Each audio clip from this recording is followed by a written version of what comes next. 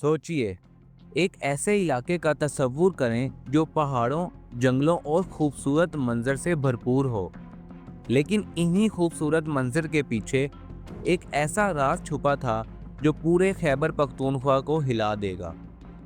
₹36 से 40 बिलियन का स्कैंडल और इस कदर बड़ी रिश्वत और चोरी की कहानी जो शायद आपने पहले कभी सुनी ना हो।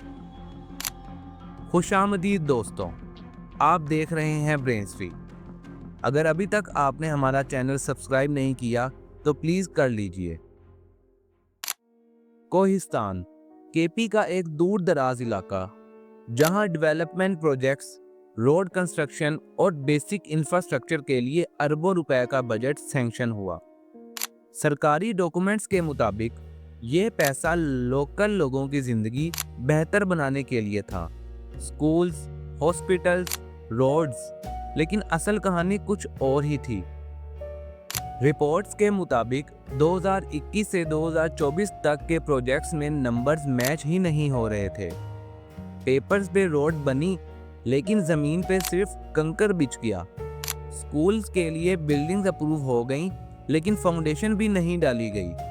ये सिर्फ छोटी छोटी गलतियां नहीं थीं, ये था एक प्लान्ड और ऑर्गेनाइज किया गया मेगा स्कैम।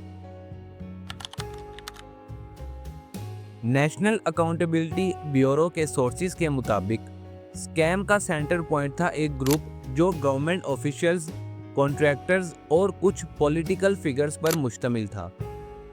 ये लोग टेंडर्स अप्रूव करते, फेक बिलिंग बनाते और ट्रेजरी से पैसा निकाल के अपने अकाउंट्स या बेनामी प्रॉपर्टीज में ट्रांसफर करते।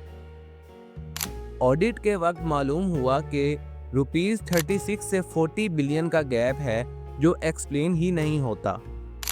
एक नैब ऑफिसर के मुताबिक हर डॉक्यूमेंट लीगल लगता था लेकिन ग्राउंड पे कुछ भी नहीं था। और जब इन्वेस्टिगेशन गहरी हुई तो एसेट्स का एक जंगल सामने आया। Luxury villas, foreign bank accounts और मल्टी बिलियन रुपीस की प्रॉपर्टीज लाहौर, इस्लामाबाद और दुबई में।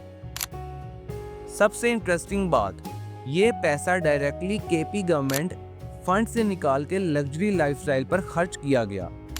कोहिस्तान के लोग आज भी बेसिक फैसिलिटी से महरूम हैं, लेकिन कुछ लोग के बैंक अकाउंट्स और प्रॉपर्टीज स्काई रॉकेट बन चुकी हैं।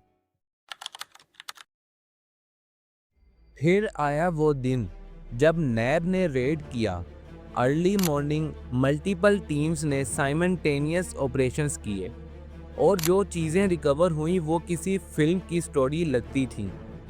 कैश का समुंदर, gold bars, land ownership files और फॉरेन इन्वेस्टमेंट रिकॉर्ड्स। सोर्सेज के मुताबिक सिर्फ एक ही ऑफिशियल के घर से बिलियन रुपीस का कैश और एसेट्स मिले।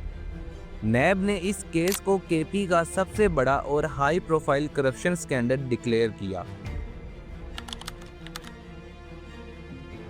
मल्टीपल ऑफिशियल्स अरेस्ट हुए और कुछ ने प्ली बार्गेन का ऑप्शन चूज किया, जहां उन्होंने एसेट्स वापस किए।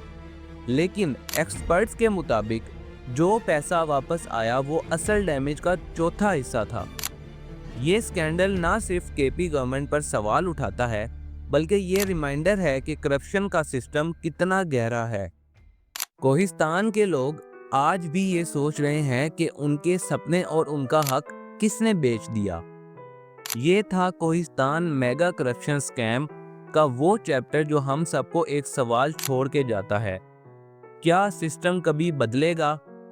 और अगर ₹40 बिलियन का पैसा वापस आता तो शायद कोहिस्तान का हर गांव आज मॉडर्न होता, हर तरह की फैसिलिटीज वहां पे मुहैया की जाती। लेकिन ऐसा नहीं हो पाया। अगर आपको ये इन्वेस्टिगेशन पसंद आई तो इस वीडियो को लाइक करें, शेयर करें और कमेंट में बताइए आपके मुताबिक पाकिस्तान का सबसे बड़ा करप्शन केस कौन सा था। Thank you.